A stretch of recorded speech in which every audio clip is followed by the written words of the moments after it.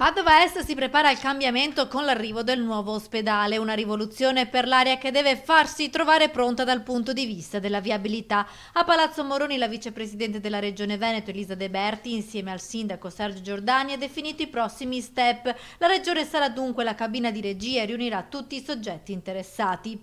Abbiamo pianificato i prossimi step che verranno affrontati. Sicuramente si è manifestata la necessità di costituire un tavolo tecnico trasversale comprendendo la sanità, le infrastrutture a livello di regione, Veneto Strade, CAV e il Comune per costruire un master plan che guardi alla costruzione dell'ospedale e a tutti i problemi della viabilità della zona circostante e progetti uno studio di fattibilità sugli interventi da realizzare in futuro. Da parte sua il Comune ha presentato tutte le ultime novità che riguardano i collegamenti con il trasporto pubblico e gli interventi infrastrutturali in corso. Noi come amministrazione comunale abbiamo già presentato il progetto del tram col baffo che entra all'interno, ma anche tutta la viabilità stradale. Per cui oggi siamo incontrati, è stato un incontro molto produttivo.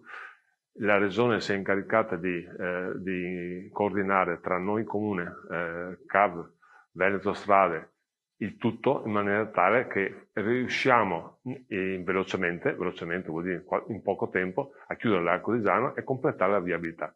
Necessario il completamento dell'Arco di Giano per alleggerire il traffico sul quartiere Stanga, poi si dovrà potenziare il percorso della tangenziale nell'asse est-sud fino all'innesto con la nuova statale del Santo, interventi che vanno di pari passo con il trasporto pubblico. L'innesto del tram nella parte est sarà molto importante, così come molto importante lo sviluppo e la realizzazione della stazione ferroviaria a Padova Est, in modo tale da poter, come dire, agganciare anche una buona parte di utenza attraverso un sistema su rotaia